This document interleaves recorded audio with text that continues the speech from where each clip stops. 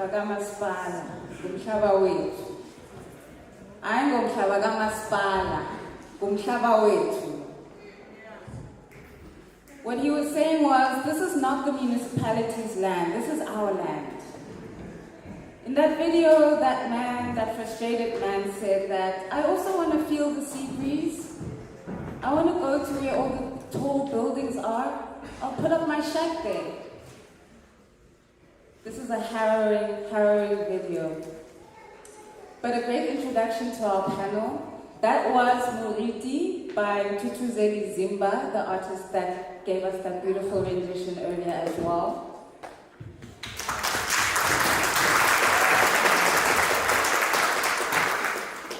And just to give a bit of context, Moriti is a digital live performance project. The performance recalls the memory of Shackville and other various performances that speak to the contestation of space. So thank you, Thuthuzela.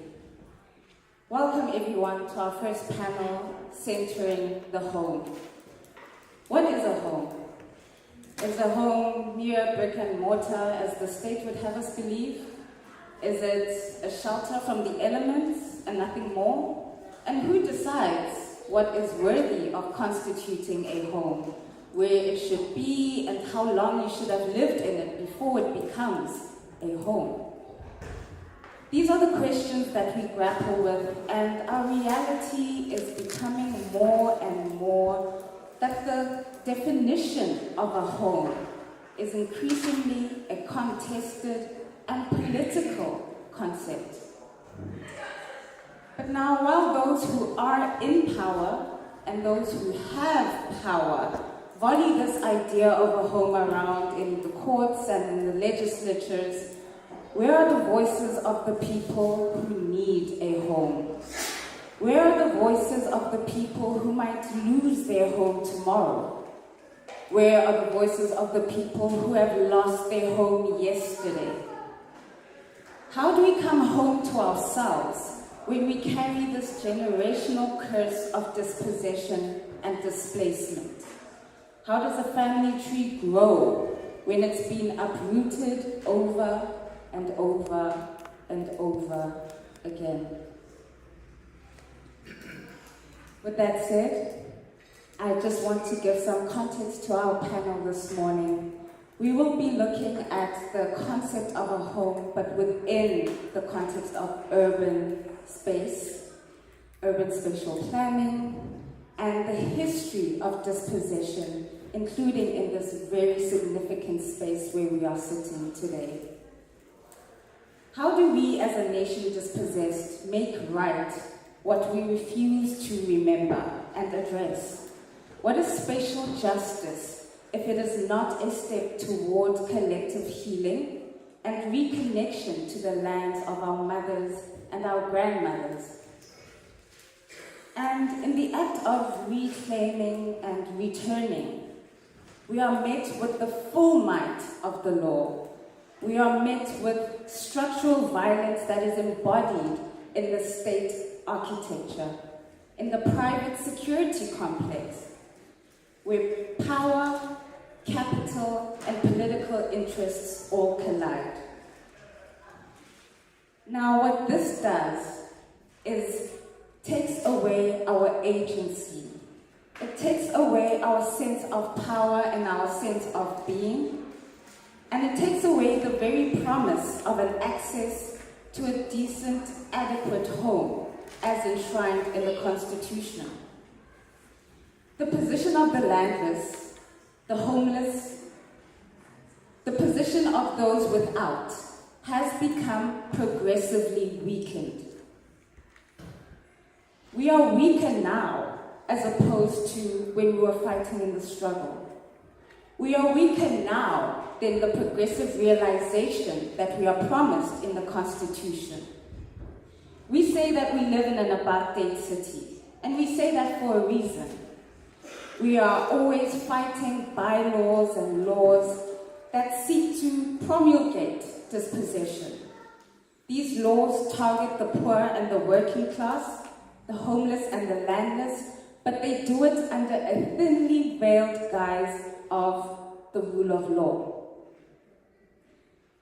Now, this rule of law is nothing but the resurrection of the intent of the segregationist laws and acts of the colonial state, of the apartheid state, but in a democratic dispensation. Let me stop there. With me on my panel today, I have my esteemed guests. I'm joined by Dr. Farai Mutero from the PLOS Institute. I am also joined by Ms. Mandy Sanga from District 6 Museum, and I am joined by Dr. Gumba, who is an established and celebrated academic. Before I give over to my panelists, let me just introduce our first panelist, Dr. Farai Mutero. Dr. Mutero is a senior researcher at the Institute for Poverty, Land and Agrarian Studies, which is PLOS, at the University of the Western Cape. He works on land reform and inclusive growth. His current research is on inclusive urban land reform in South Africa. More broadly, his research raises critical questions on the role of land reform and societal transformation. Dr. Farai, we'll give over to you. I understand you have a presentation as well, so we'll just ask that we be assisted with the lights again.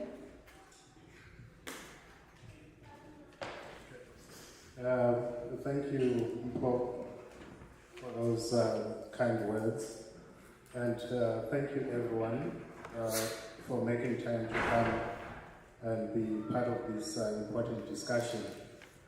So I do have a couple of slides there where I highlighted some key points of discussion on the urban land question, and really focusing on centering the rural and urban linkages, given that much of the time when you think about urban land reform, we tend to look at it in isolation from rural questions, which nevertheless have implications in the way they shape what happens in the city. So when I was thinking about this discussion, I thought, well, the starting point would be to look at the Constitution itself, what it says in relation to land reform in South Africa. And I think much of what we have had in the public debates has had a lot to do with the property clause. The property clause, the 18th amendment of the Constitution, those processes that we had in the recent past. But actually, if you look at the Constitution, section 25 of the Bill of Rights, it's quite comprehensive.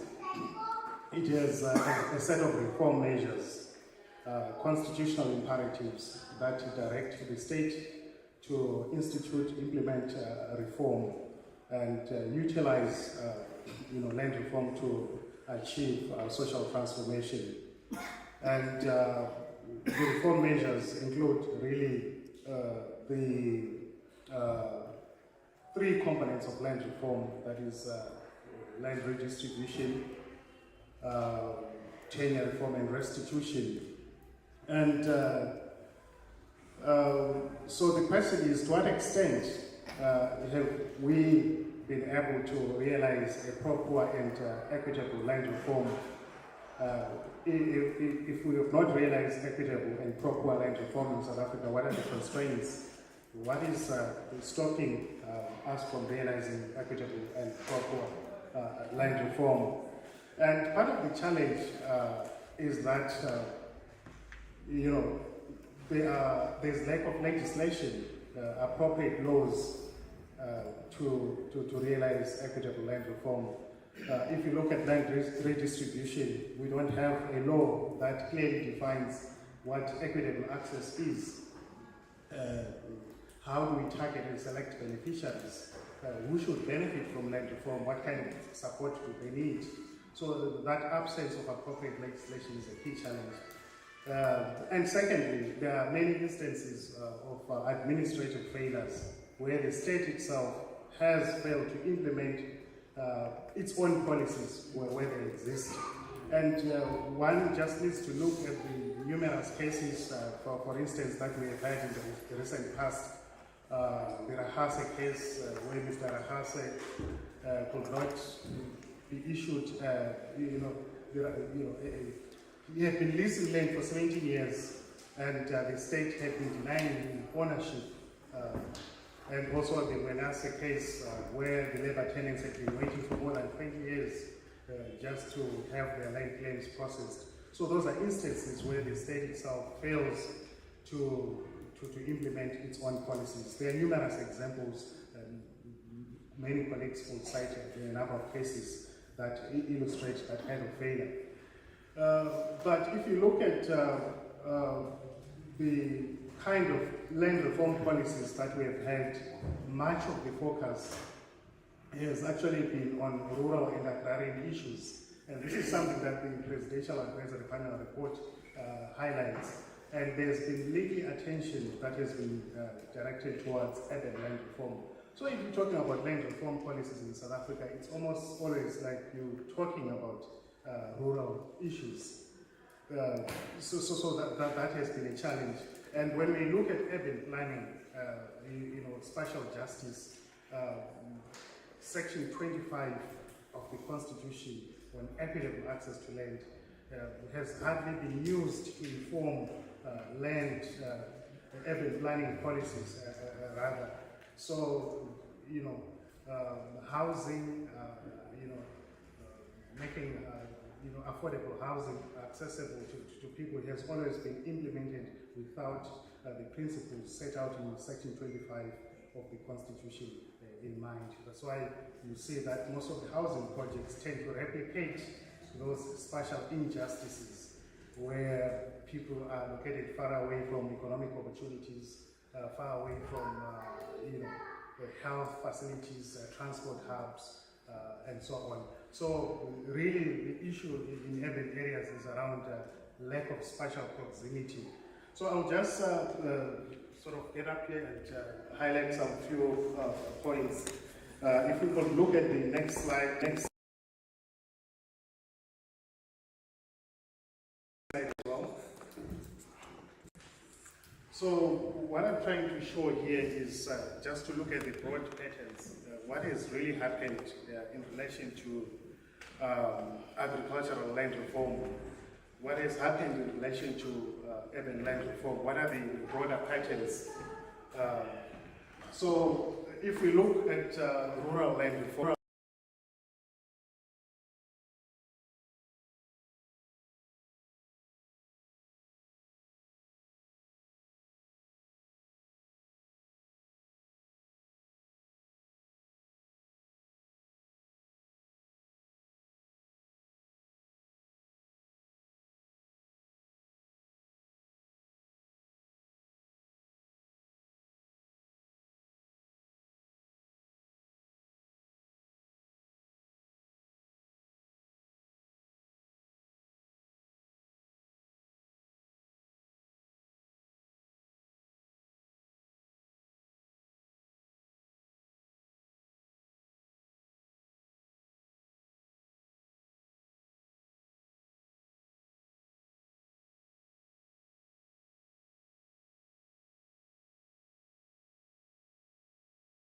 so the idea is that land reform is about production.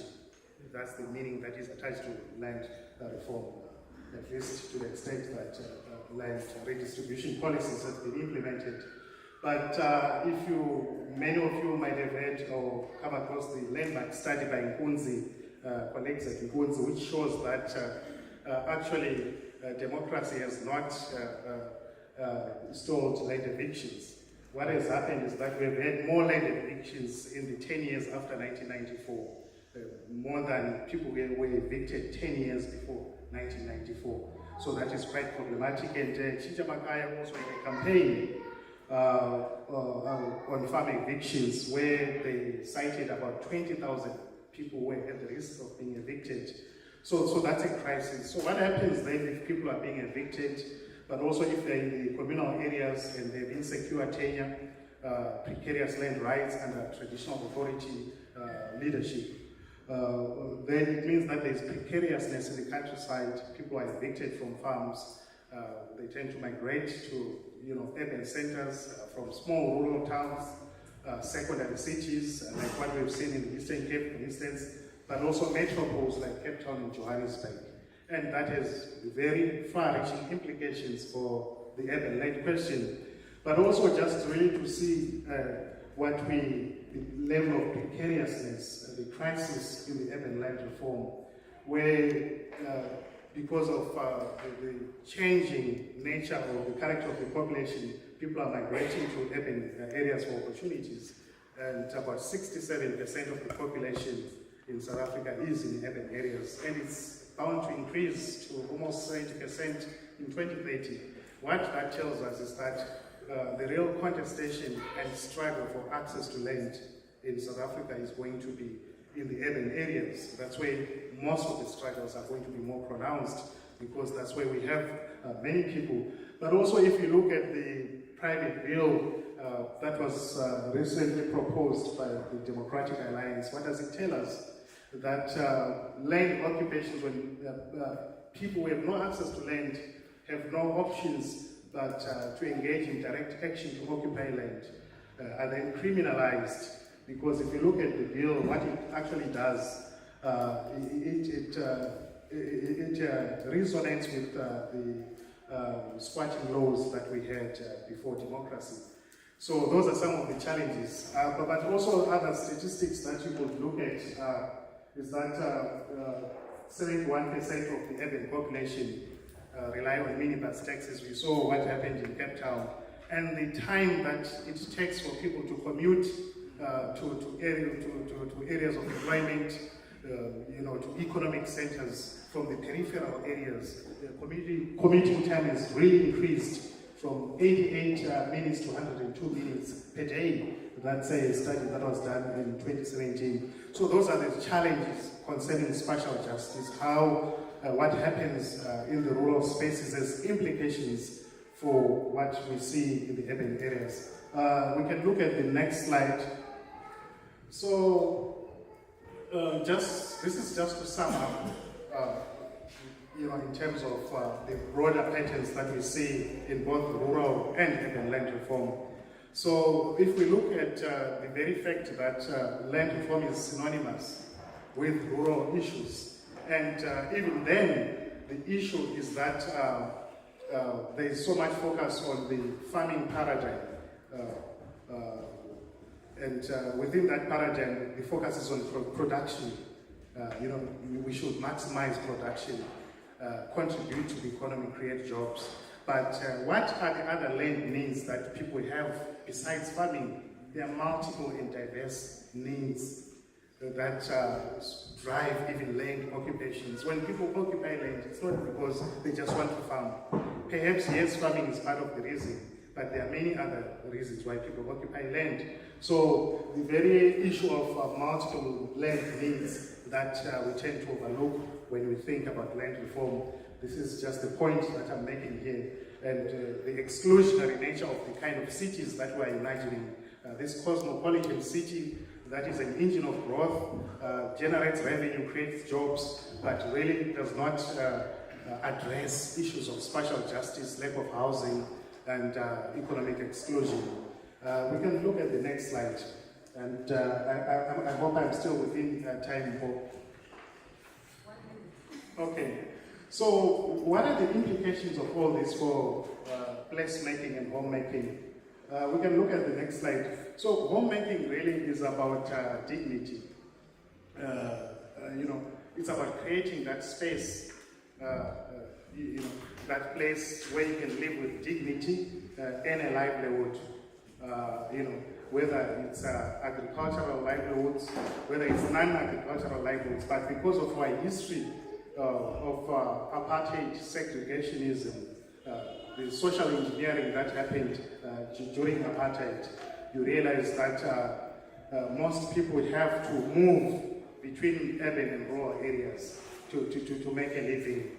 So we don't have people who are engaged in full-time farming, for instance, in the rural areas. Even in the rural areas, whether you are farming, you still need to be near, other areas of economic activity, or whether it's rural centers. So that's why you see that the patterns that we have seen is that there's movement from people from deep rural areas of South Africa, which are very remote, away from health facilities, schools, and people are moving to peri-urban areas where they actually end up doing some bit of farming, but also the reason that motivates them is spatial proximity. And spatial proximity is actually in itself a resource for poor people who are excluded. So because if you are, I remember having a conversation with some of our research participants saying, well, now that I'm living in a peri-urban area, not in a deep rural area, if I were to, we can look at the next slide as well. I think I've mentioned most of these points. The next slide. Okay. So, in terms of what can land reform actually do to address spatial inequalities, what kind of land reform do we need, whether it's rural or urban? There's a tendency to think that people in rural areas don't need proper housing, access to services, at least to the extent that we have implemented land reform and narrowly focusing on farming. But actually, we need to approach land reform in terms of clustering to ensure that where we make agricultural resources available, those, whether it's a parcel of land, that parcel of land is not away from other important socio-economic resources, infrastructure, and so on. And where it does not exist, that should be provided.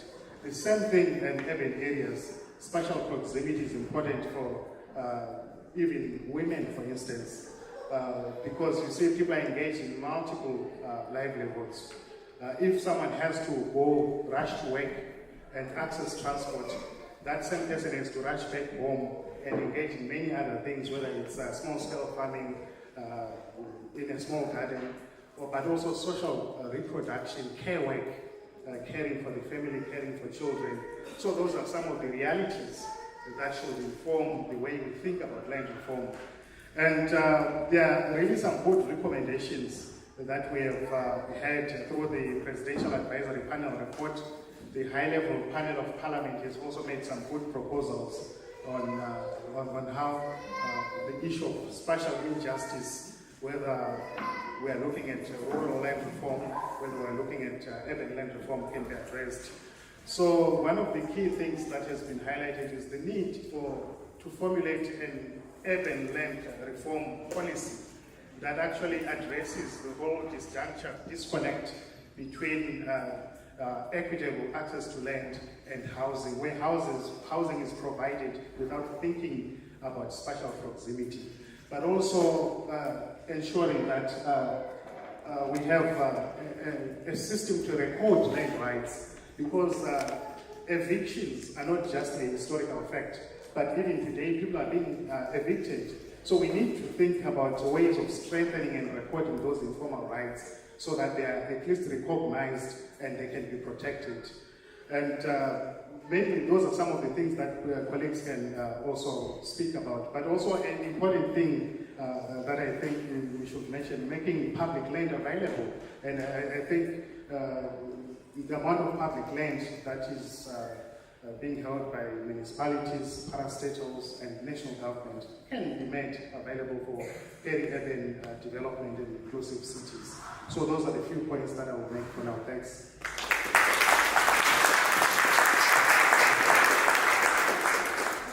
Thank you, Dr. Mtero, for outlining what the lacunas in the law are and what could possibly be done to address the upcoming struggles in the urban land context. Next up, we have Ms. Mandy Sanger. Mandy Sanger is the District 6 Museum Head of Education, focusing on intergenerational and creative educational encounters within a critical pedagogy framework. She facilitates learning journeys with community-based organizations, that aim to build resilience and solidarity with a practice component that involves reimagining the city beyond its colonial and apartheid rootedness. Welcome, Madam Senator. Thank you.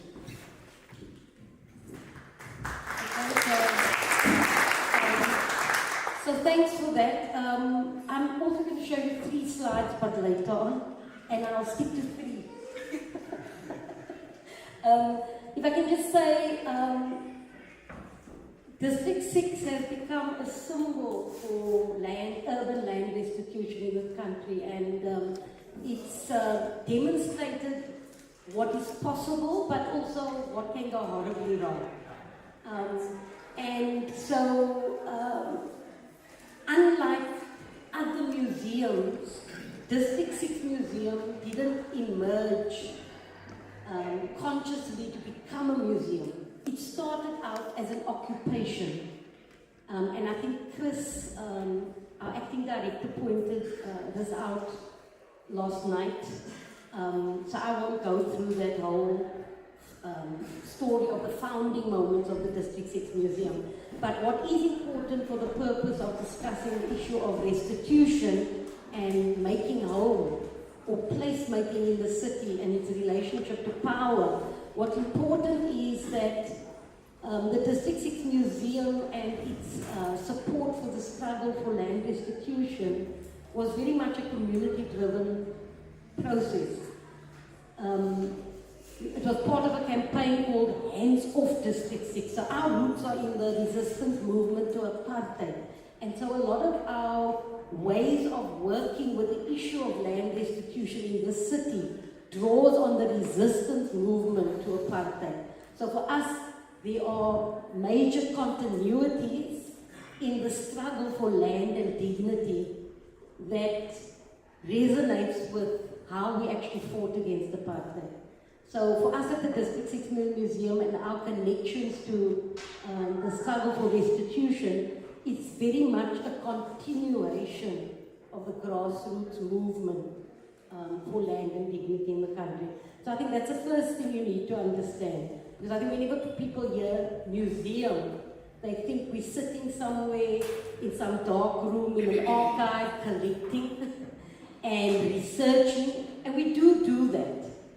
But we spend most of our time actually engaging with the returning community and the complexity of that struggle. And it's in the process of the last 28 years of democracy that a lot of the fault lines have revealed itself. I think the first mistake was when we saw democracy as an event. And in fact, I think through the work of Difuno Kwazi and other organizations here, it's become evident that we have to almost go back to the grassroots movement building process.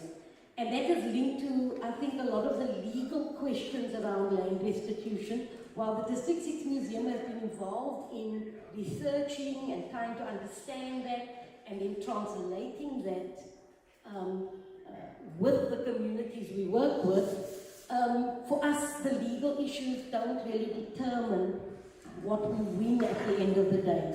What we win at the end of the day is going to be fought on the ground, right? And that's become clear and very evident from the restitution process in District 6.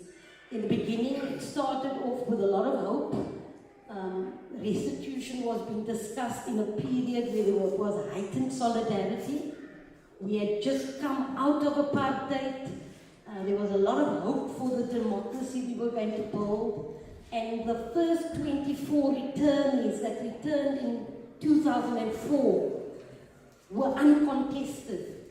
Nobody argued against them returning. Nobody questioned the identity of the people returning. It was very much part of the framework of building our democracy and making sure that the Constitution lived. That didn't last very long, however. I think after the first 24 returnees, the restitution process in District 6 became a highly contested process. The earth, or the land of District 6 that was considered salted earth, sacred land, became open for anybody. the issue of who has a right to return, the identity of people that should return, to what extent District 6 should be a model for how we can remake the city. All of those issues that we thought had been settled re-emerged as highly contested issues. And so the second phase of return was highly problematic. It was, stretched over more than 10 years. And in that gap, we found that the whole landscape of restitution in the country had shifted. So it had shifted from people talking about collective return or communities returning, community restitution. It had shifted to individuals getting huge farms, the Constantia, Spansgemacht restitution, where one family got something like 40 hectares. So restitution in that gap that had been stretched, that destroyed hope, became about enriching individuals, and particularly individuals who were closely connected to the new emerging political elite. And so restitution, from our vantage point of being immersed in a community restitution process, has largely become about restitution as a means to form a new middle class in this country. And it's been about how this new middle class assimilates into the existing power elites in this country, political, economic, etc. And in that process, I think the discussion about land restitution has become about either rural or urban, rather than thinking about land in the country and how restitution and land reform contributes to the new imagining of our democracy. How do we, through land restitution, learn to live together? Right? That was meant to be the original experiment of District 6. And we found that in the initial years, with the first 24 returnees, people in Palestine were using District 6 as an example of the possibilities post-liberation. It was beginning to animate people in Lebanon. You know, they were using examples of District 6 restitution in Ireland, all over the world.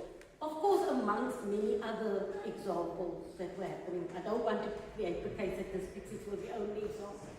But, so all of that was then destroyed by the fact that there was this major shift in how people saw restitution. The other shift, I think, was in the separation of form and content, where after we moved out of our period of solidarity and hope, you know, people working together, restitution became about the experts meeting either in a courtroom or in an academic seminar or in government buildings.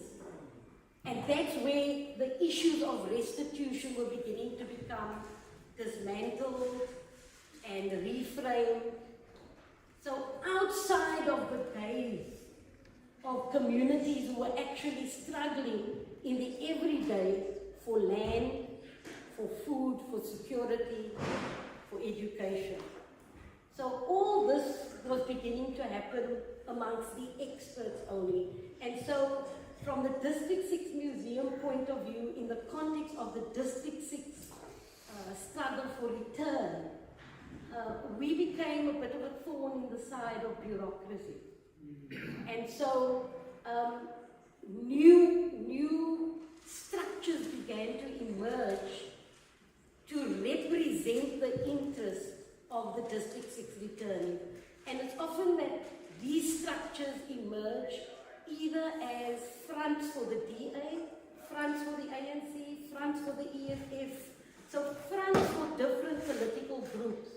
Also fronts for the real estate developers, because what had also happened in that gap, and this was stated quite openly when Zille was provincial leader, that this land is too important for people to return from working class communities.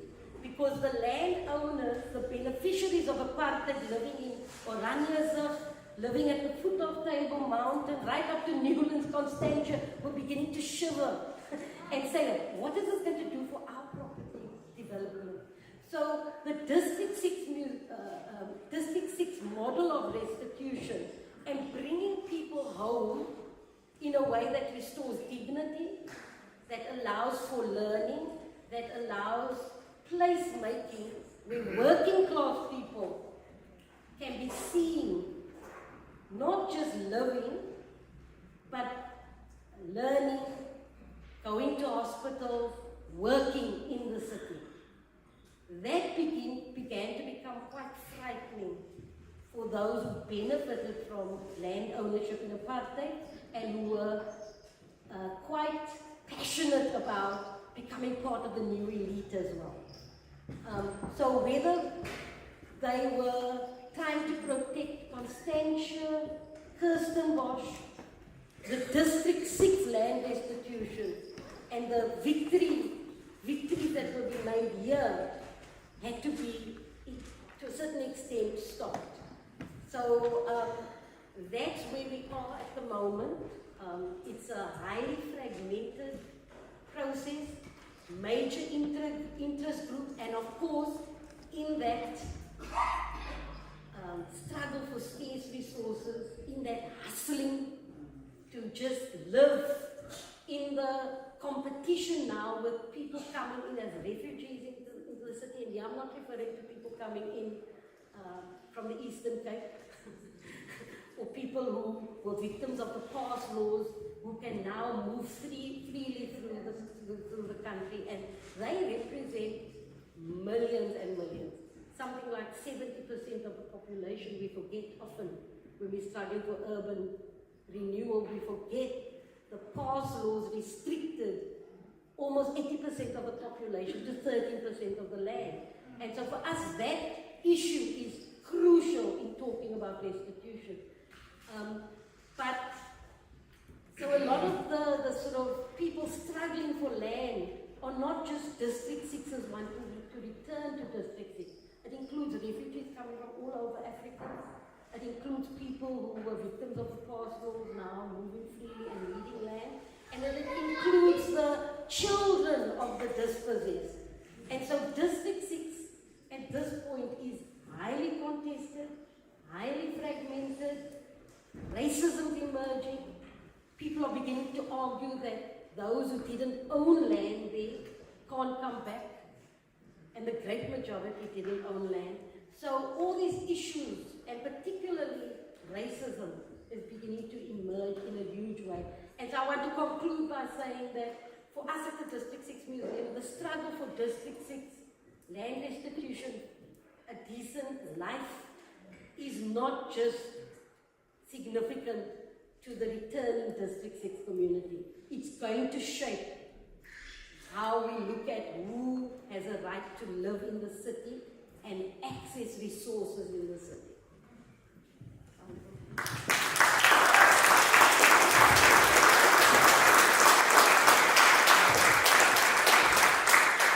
Thank you, Mandy. That was powerful. Thank you for reminding us about restitution of land and community, and how returning home is actually returning to ourselves. Our next panelist is Dr. Philip Ntombe Gumba. Dr. Ntombe Gumba is a distinguished individual with a diverse background. He holds a Doctor of Philosophy degree in medical anthropology and has earned several notable degrees from prestigious national and international institutions, including a master's degree in public health and a master's degree in the social sciences from the universities of North Carolina, Chapel Hill, and Chicago Hyde Park, respectively. Dr. Gumba is a Fulbright Scholar, Polaroid and Kellogg Fellow, and an intercultural communications specialist. Please help me welcome Dr. Gumba.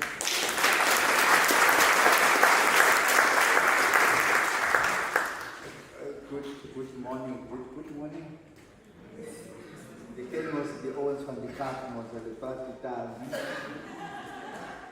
Is dit nie so nie?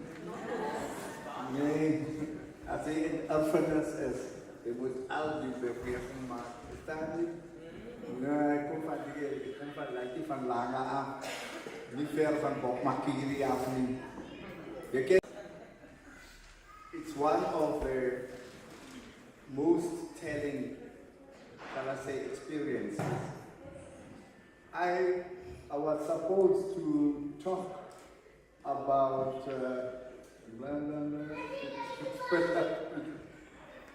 now my theme for this morning, having had my colleagues and associates, I said I should be talking about what I prepare activism, embracing new beginning for change in democratic South Africa. Now, briefly, because I have no, I don't have what you call the PowerPoint presentation. Maybe can you confess somebody so that you can help me with the microphone? Huh? Oh. Reciprocity. Do you have a relationship with the gentleman? Yeah, I think. Oh, you like it? Do your duty? A protracted struggle for liberation and human rights. Of years of 25 years constitutional democracy, after a protracted struggle for liberation and human rights, since 1994, it is noted the South African government of national unity set above the task of addressing and redressing social imbalances in South Africa by implementing various constitutional and legislative mandates legislations to address socio-economic drivers of entrenched racial inequality and violence by engaging civic and community-based political citizenship. The presentation highlights how the state is a catalyst, the sustainer of capabilities of people and organizations, created a favorable framework and essential social and cultural processes within which community organizations activism, in which citizens themselves could achieve an acceptable quality of life and economic security for the future of their families and civil society at large. The question is how community-based organizations prevailed on the nature of bureaucratic stumbling blocks and skill beneficiation required to address impediments resulting from the legacy of apartheid policies, and how the notion of values-based leadership practice is fundamental for resilient organizational structures, well-ordered administration processes that could lead to positive outcomes, to empower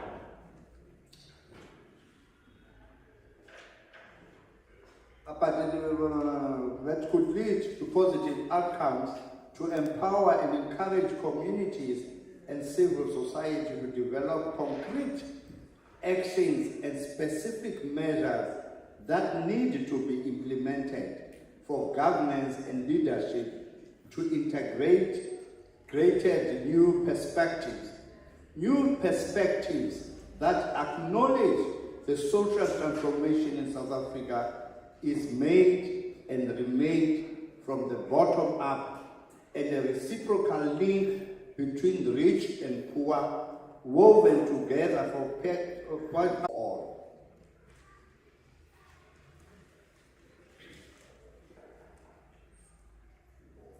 In addressing the dissonance between idealism and reality, wealth and poverty, activism and passive resistance, wealth and racialized inequality, freedom and democracy, the community-based projects, initiatives, present or embody a strong bottom-up local reliance ethos with specific activities that add value to the development and improvement in quality of life, implemented in collaboration with public and private agencies for social transformation.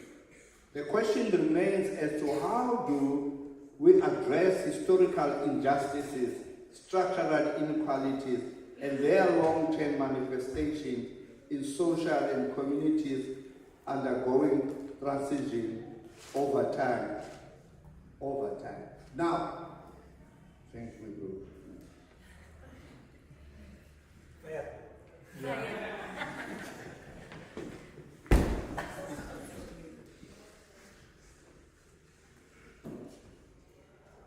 I was born and bred in Langa. Langa is celebrating 100 years. This year or next year? Yes. Oh, that's from the Alabama City. Now, in other words, you are looking at a young man who embodies the colonial, apartheid, and post-apartheid history.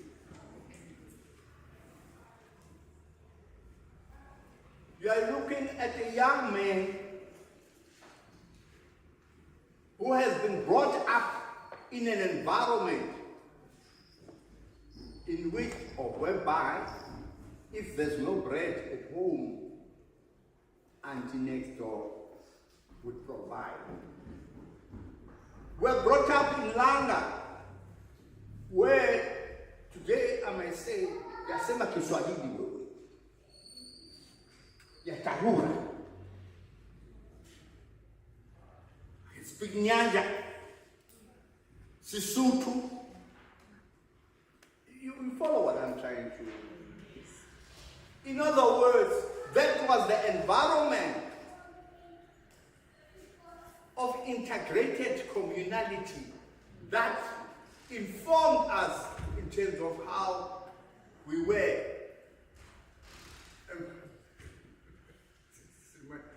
But the most important thing is that Langa has been developed or was developed because of the What Native Lands Act of 1923. But more importantly, it was a public health rationalized division which became now what we call today separate development. Because what was happening in that time, it was the time of the bubonic plague, when it was said that all the Native Africans, is that the right term?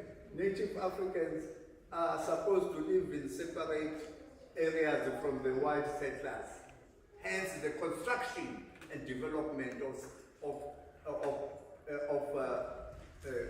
townships and so on in the big cities that were separated. You find that it goes throughout Africa, especially with the British colonial time, that the construction of the what you call the segregated, it was based on public health, rationality. Are you with me?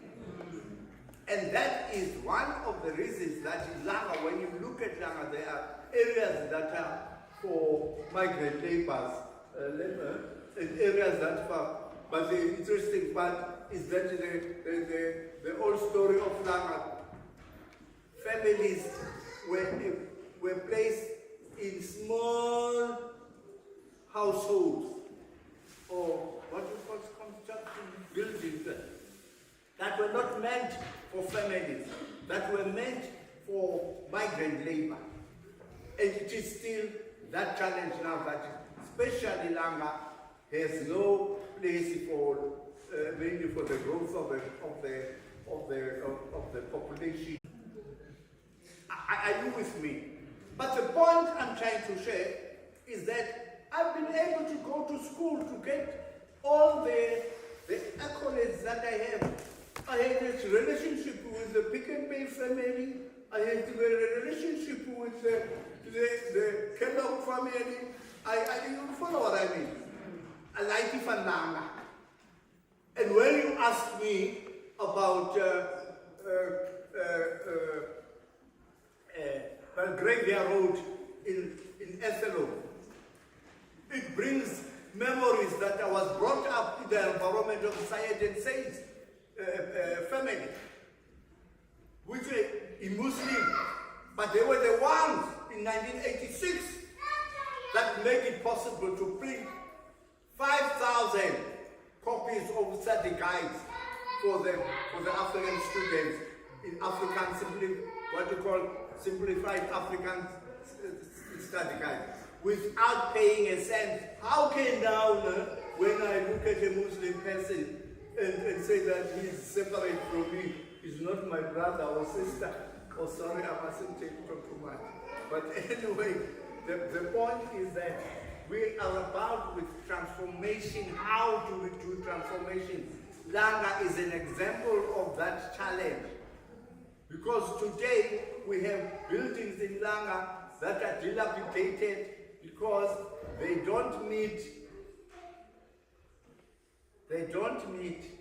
what the community would like to develop.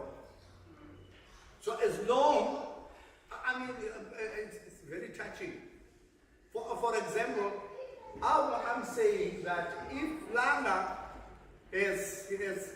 the city council, town planning, was able to provide cultural spaces, right, for the rites of passage, for example, running of the rites of passage, because there are churches, there are fields, what do you call that?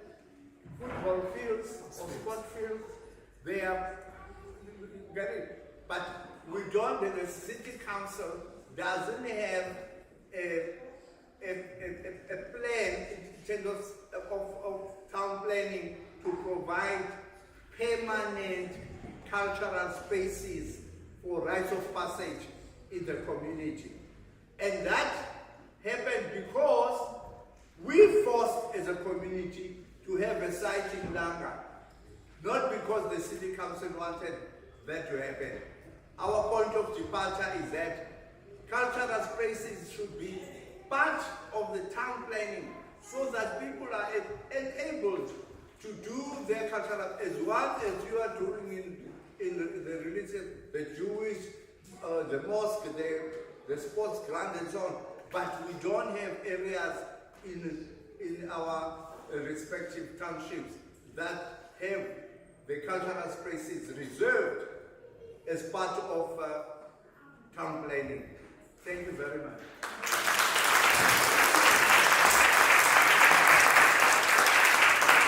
Thank you so much, Dr. Duma, for just highlighting for us the intersectionality between culture and transformation and activism, and how that manifests in urban spaces. Also, on the backdrop of it being 100 years of Langa's existence, and 110 years since the passing of the 1913 Langa. Thank you so much. Okay, we will now open for question and answers. You guys have heard the panelists. It is now your chance to engage with them, ask any question you would like. I think we will allocate about 20 minutes for question and answer, so we will end this session at 11:10. There will be a roaming mic available. If you could just indicate for me who of you would like to ask questions, and we can do several rounds. So any questions for the panelists, please? I'll just ask the team to assist me with the back there as well. Does anyone have any questions?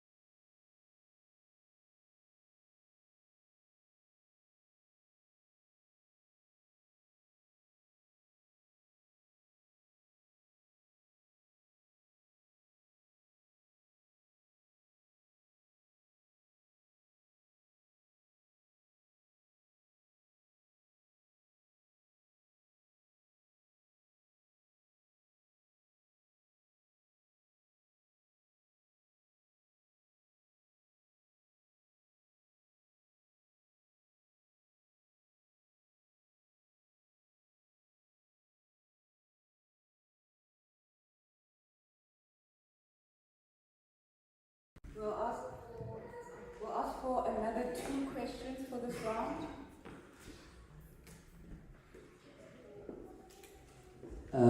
Let me take this prerogative, or I could say this privilege.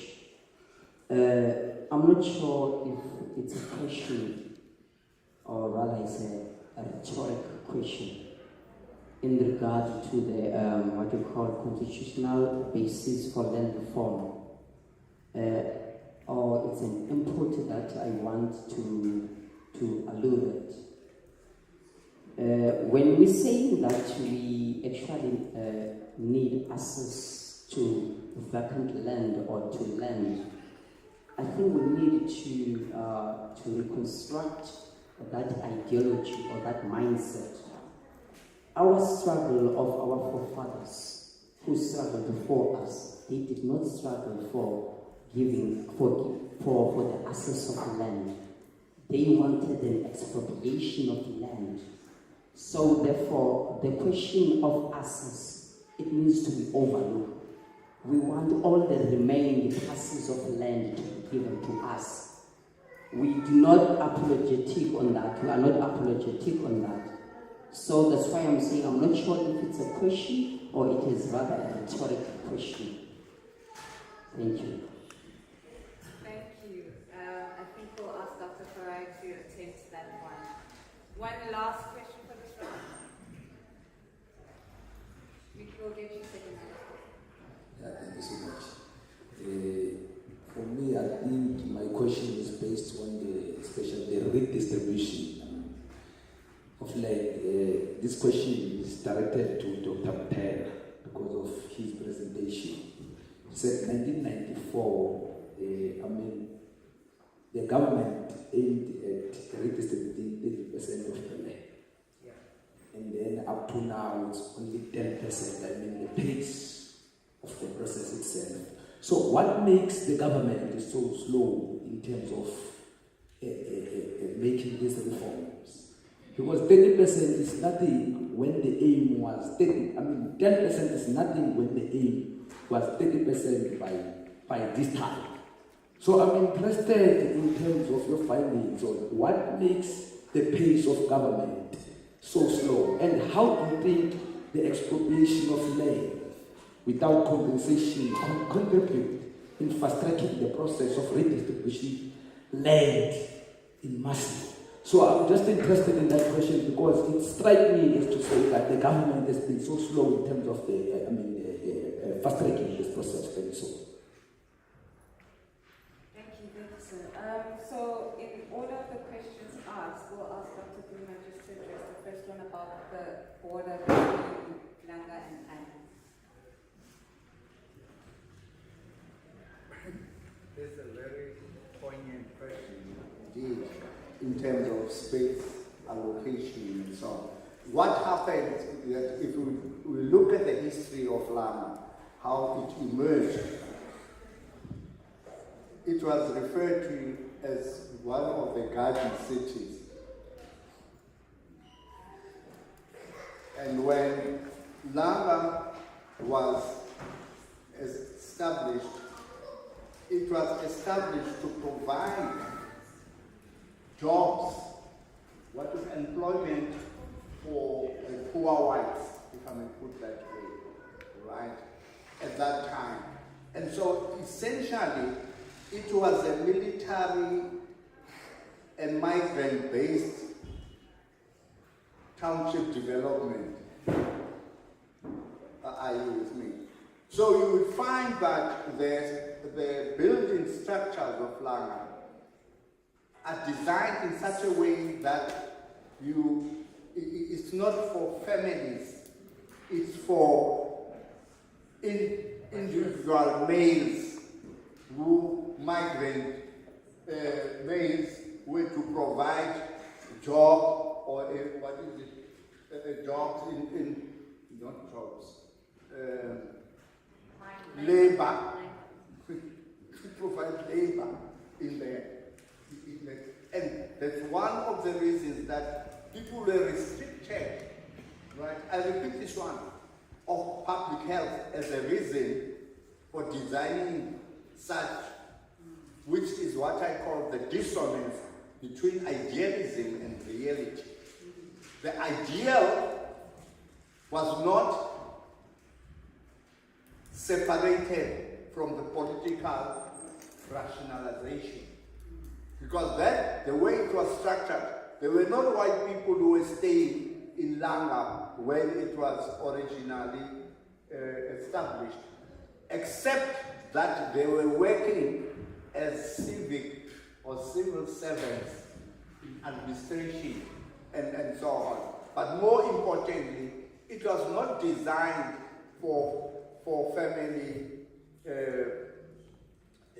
shall I say, family living. Yes, to the extent as Manelisi has teased, that we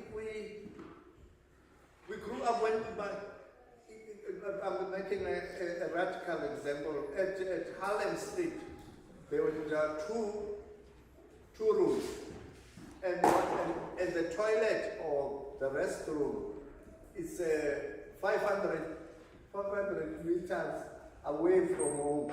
And there were two families when the migrant labor system was,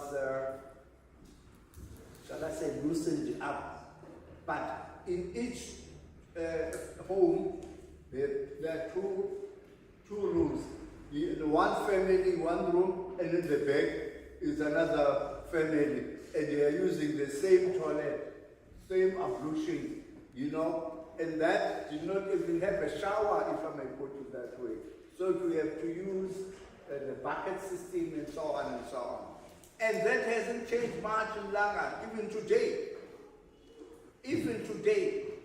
And how do you address that except to say that it's because of the rationality of the political structures and all that political rationalization to continue with the notion of separate development within an environment that is supposed to be integrated.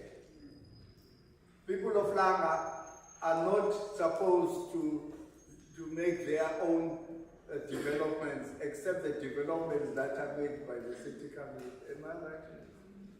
That is a challenge that we still have in Langa. Thank you, Dr. Guru.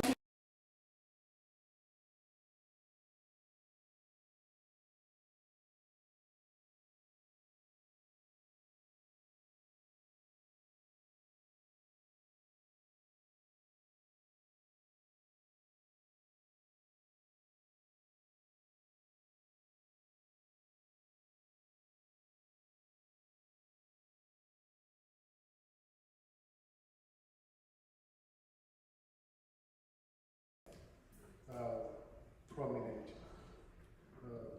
I think the Constitution itself has progressive measures and there is scope within the current Constitution to actually effect a large-scale land reform through various instruments that are available within the Constitution. But I think part of the challenge has been first the deliberate macroeconomic policy choices that have been made, and not necessarily that the state does not have the mechanisms or instruments to expropriate land, should that be necessary for land reform purposes as required by the Constitution. So, but also the issue of political will, commitment to land reform, in the sense that, since in the last 20 decades, what we see is that the budget for land reform has never been increased. And estimates that I've come across show that it has never been above 1% of the national budget. So if land reform is not accorded that kind of priority status that is reflected in the demand for land redistribution, in the demand for land to be restored to those who are displaced, but also in the everyday struggles where people are occupying land, it's not reflected in the budget, then there's no political will or commitment to address that question. And yes, we see land occupations, people are left to their own devices, and the only alternative is to occupy land. And the state has mainly responded by criminalizing those land occupations. We've had programs about upgrading informal settlements and so on, but those have not been effective. So, social movements, grassroots organizations, they have increasingly seen this kind of land occupations as a new way of doing land reform from below. But also the challenge is that this has to be looked at critically without being romanticized. Because also you must remember that land occupations, they are successful when they've been successful elsewhere, they've been successful in many instances where when people occupy land, they end up living there and those settlements are recognized. But also there are challenges in relation to land grabbing, new forms of inequalities that also emerge within those informal settlements, and women, young adults who are trying to form new households and access land just to build a home for the first time end up being excluded, and people with more resources to purchase land end up accessing land. So I do agree that the frustration with the slow progress of land reform and the land occupations that may happen as a result of that, there are challenges that we need to have a sort of balanced view of that.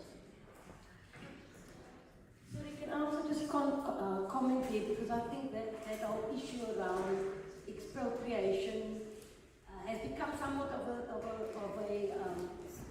a slogan, and I think the content of what expropriation of land, what occupation of land should look like, what vision of a new society goes along with that is very important.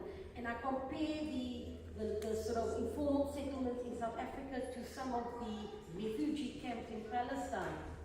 And you'll see there the way in which people occupy land and create community because they are fighting a recognizable enemy.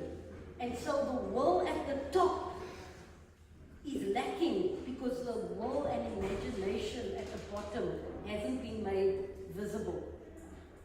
The will is not going to come from within the halls of power. The pressure from below, but what I'm arguing for and what the District 6 Museum is arguing, that the nature of the pressure is important. It's got to be through showing that we can live in dignified ways, and the issue of agency. How, despite apartheid, I think Langa, people in Hanover,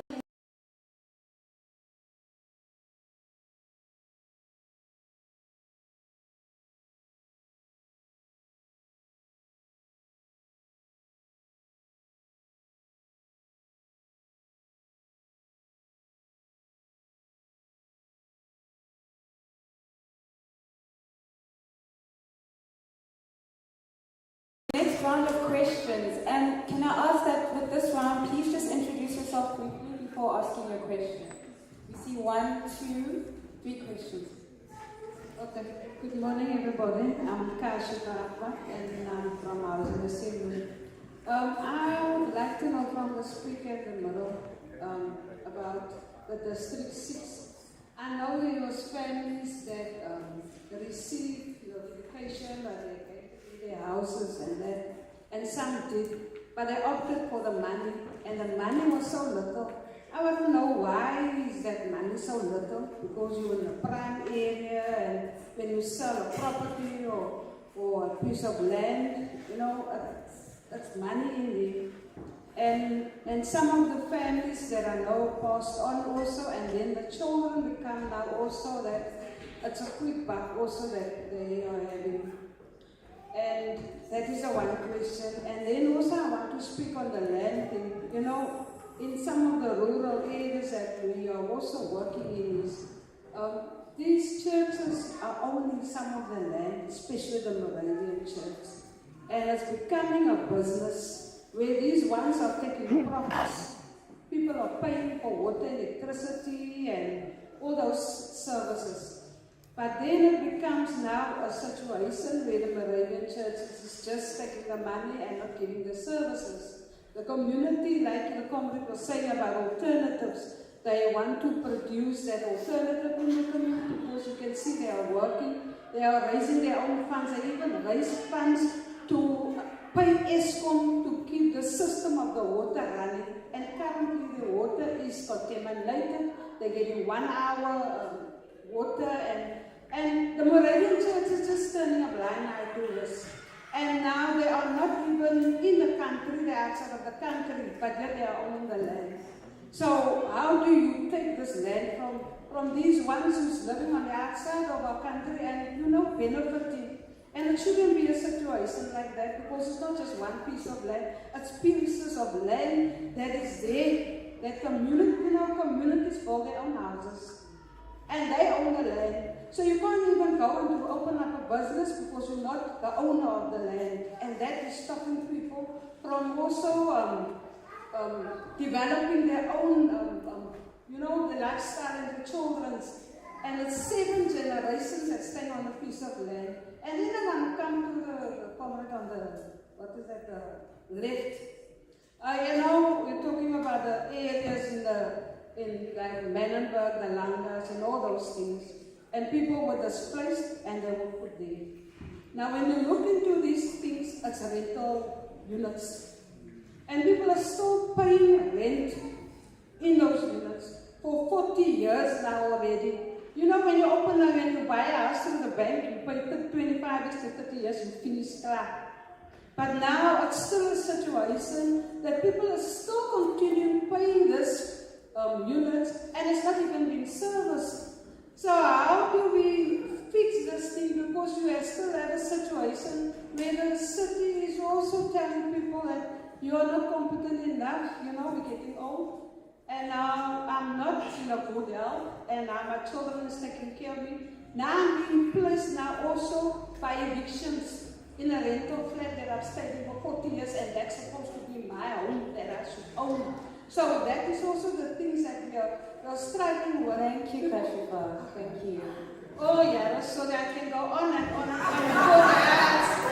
I have bubbled down here, sorry guys, but you know, this is just a frustration, and I'm glad we don't have these political people here because I'm wait, this You ready for them? Yeah? Thank you, Kashifa. All right, can we get the next question, please?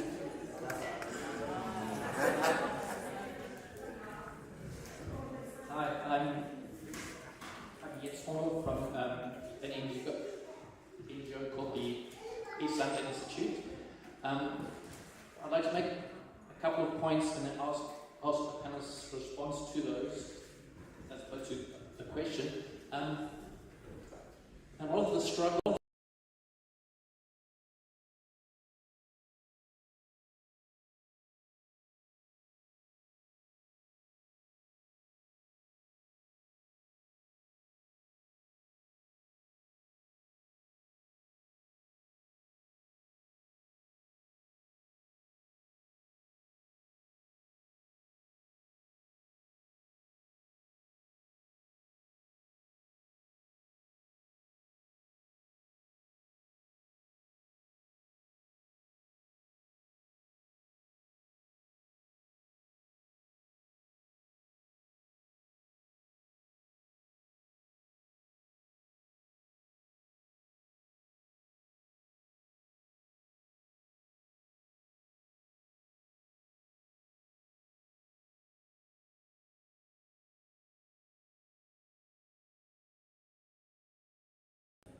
in our country and globally, because we operate as part of a global system that also has external pressures on us. What are the opportunities to kind of broadly mobilize to change that system, to sort of shift the argument about how we see land, how we see sort of community, because obviously, like, a land tax is an important opportunity to kind of like shift the argument about how we value land and who benefits from land, and our arguments about affordable housing are pushing against a city that is only interested in municipal revenue. So if we really want affordable housing in the city centre, how are we pushing against that argument and saying what's more important? So people or profits? I mean, I know that's in Funukwasi's slogan also, but like we have to sort of like start talking about that like more broadly, because I don't think there's a broad enough acknowledgement and understanding of that, so that everyone understands that system, and that we start pushing against the state and the private sector who actually are holding us hostage, and say densification in the city centre is more important than preserving colonial heritage. It's more important than preserving property values for an elite. And ultimately, spatial transformation is actually good for the economy. It will actually drive inclusive growth. So even if your profit motive is your driving force, ultimately, in the long run, spatial and social transformation will be good for your bottom line. Because, Thank you, Ian. so that's my long ramble, but I'd like a response to that. Thank you very much, Ian. Our last question. Is this quicker? Hi, I'm Mickey Redinges. I'm a documentary filmmaker and I've done a lot of work around both rural and urban land. Thank you very much for this incredible discussion and opportunity. I have many questions, but I'll limit them to two. So my first one is for Dr. Mbera. You spoke about the high-level panel, I think that was in 2018, right? The recommendation for an urban land reform policy. I'd love to know what's happened. Has there been a response to that recommendation? Has anything happened? And if not, how does one actually make it happen? Because that's so important. And then Mandy, thanks for the way you explained what's happened at District 6. I mean, the return of District 6 and that shift that you described after 2004. You know, that aligns, and that links to what you were just saying, Ian. I mean, that aligns so well, or so understandably, with the incredible speeding up of the commodification of land. Like, instead of the us, it's the I. And that's completely tied into this whole system of capitalism and the way the relationship with land and belonging, and suddenly land becomes something with monetary value rather than a home and a space to be and to raise your family. So it does give, I mean, it's understandable, but how does one get out of this mess? You know, you've explained the mess that it's in right now. Where do you see it going from here? Thank you, Nikki. So I'll hand over to our panelists. We are running short of time. That would be the last round of questions, unfortunately.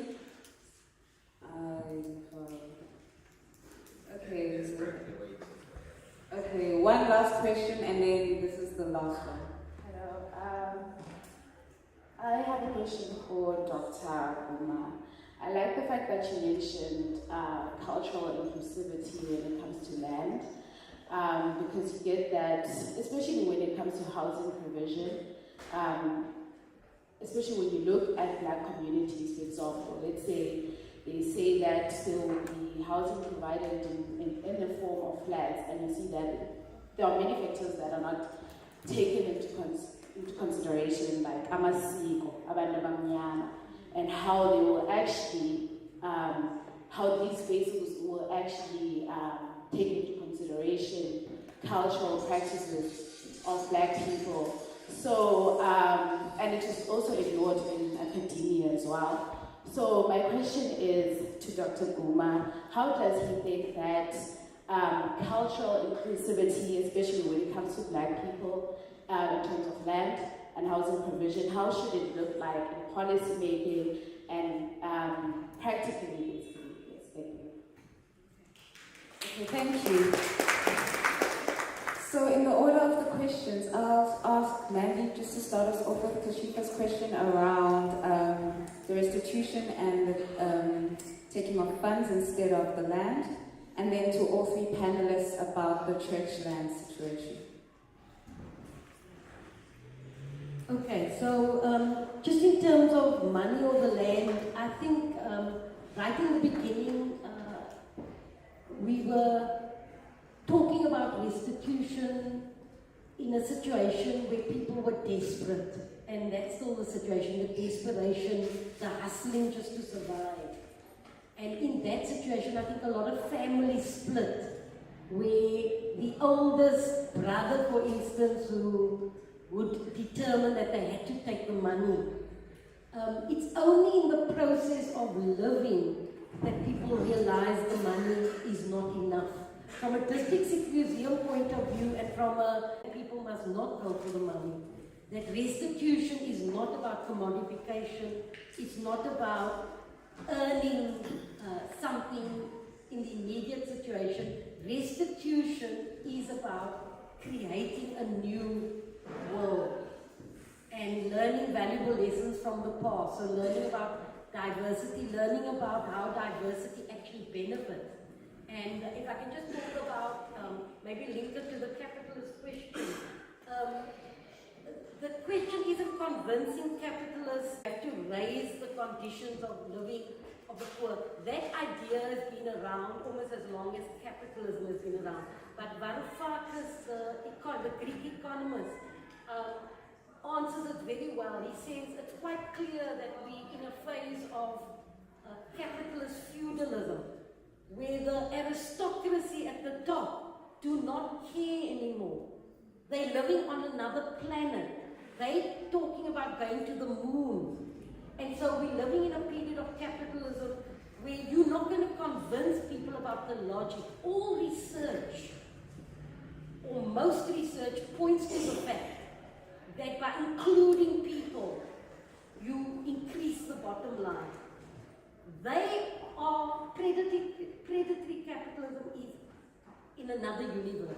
So I think we have to reflect back to how do we want to fight for our existence, and it is an existential crisis, and how do we want to live together, which is about the culture, about the economy, and to answer the last question and to link it to that about how the District 6 return has become infected by this idea of the land now has monetary value. And so part of what has caused the fragmentation has been that new interests have emerged, and I'm sure it's all fronts for real estate companies who are paying the lawyers. For instance, just take National Bank.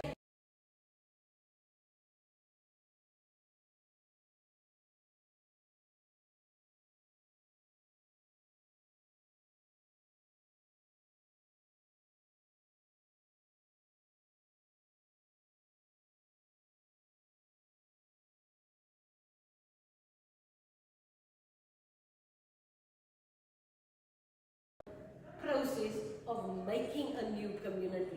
So that national court case that the working committee took government to form didn't change what the imperatives of the constitution was.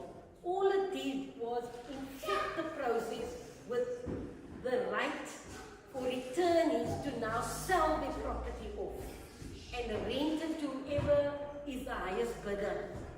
And so, and that has gone hand in hand with our government institutions like the South African Heritage Resources Agency also becoming a voice for land developers in this area, where they now talk of District 6 restitution as just that pocket of land opposite CPUT. It doesn't include this area. It doesn't include Victoria Road or Salawi Street. So gentrification is happening all along, and this section where we're in, they're calling the East City, but it includes a lot of pockets of land that is owned by the city, provincial government and national government. So while we're fighting over a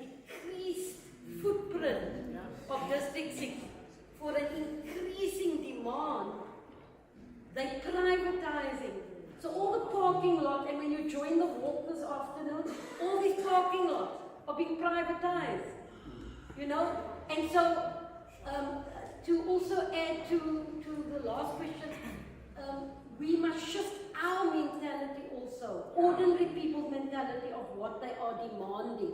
Because people are also now demanding and thinking about, you know, this is now in prime property. Let me fight to get a house, and then if we sell it, yay, we can get now, it's 3 million. You know, it's 3 million, that's the mentality. And then I can buy a car, I can buy it. So people are, the immediacy of people's struggles is what we're up against. And this is what, so how are we going to change? There's no real answer, but we need more solidarity to win these battles, not just in court. We must actually win it on the ground.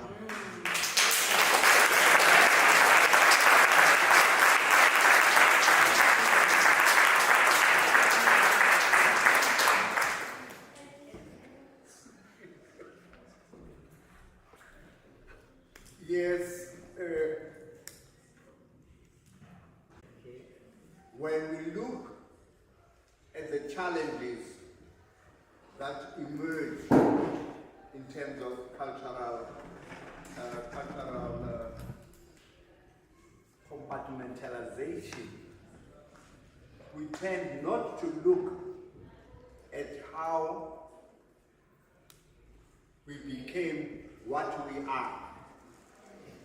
In other words, culture is not static. It changes. It's a process. I like to tease about my own experience. When I was in Chicago, I was a student radio announcer, and I was engaged in playing South African jazz.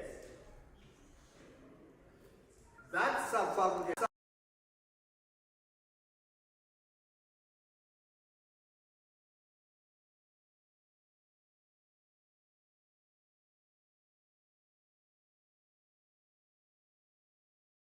to the Mississippi sound, we were introduced to Duke Ellington. I follow what I'm trying to say.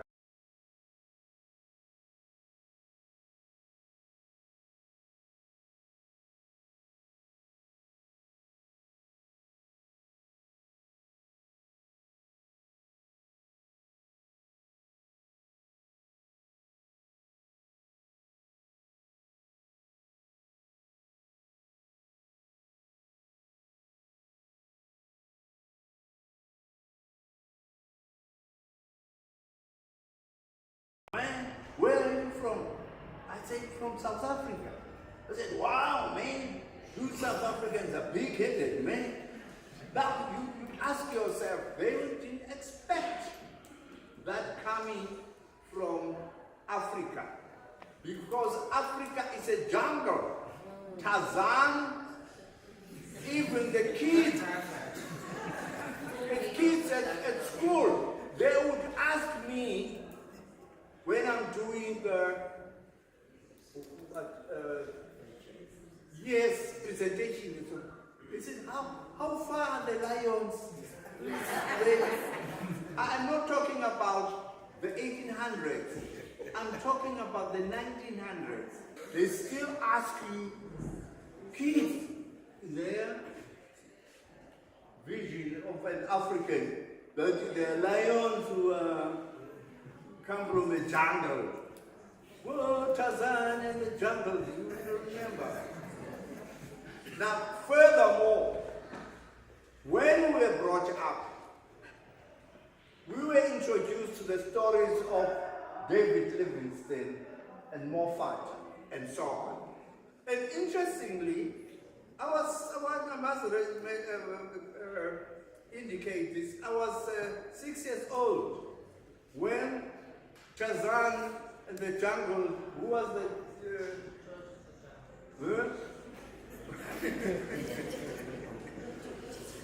Then we had a free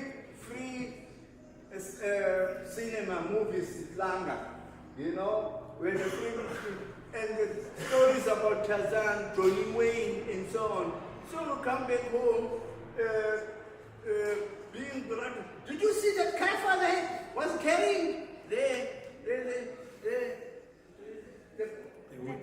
package on top, and he was running away, you know, and the white man was carrying a gun, and my brothers want to say, wait. In Africa, there are lions, and in Europe, where this white briefly, then I said, you can have a critical mind. So it is then when it comes to the cultural exchanges in Langa, the practices and so on, right? We cannot separate ourselves from the environment in which we grew up and the way that we have been influenced processually, historically, and so on. So we cannot look at it, what is happening in the churches as being separate or separated from. Indeed, the Presbyterian Church, because it was David Livingstone who talked about Kuruman and so on. You should come and I will talk to you, and because that's what we are working together in terms of rites of passage with the Afrikaners in Stellenbosch and Alduypleke. But the city council doesn't want us to have a cultural space in those areas. Thank you.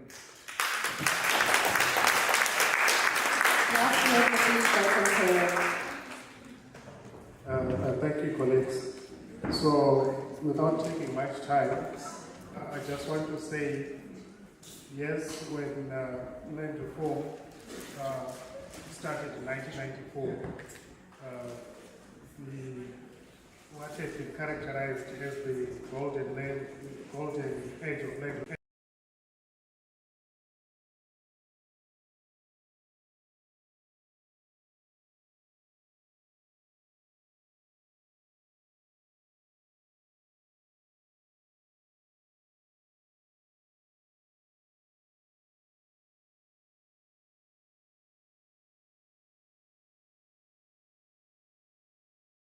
For me, what is required is social mobilization, from below as well, in both rural and urban constituencies, for the landless constituencies also to hold the state to account. And what I would like to say is that if you look at the Presidential Advisory Panel report, for instance, and the high-level panel of Parliament, we are not short of good policy recommendations. I know Lauren and others, for instance, on the need for an urban land reform policy to say a lot on that. But also, for instance, the need for land administration as a fourth component of land reform to deal with the chaotic nature of land administration. Those recommendations are already there. But I think there needs to be momentum, impetus to hold the state to account, because it's a contested sort of process where different interests can actually coalesce around certain interests that are not for the poor, pro-poor. So social mobilization, I think, is key, irrespective of the restrictive conditions that may be existing.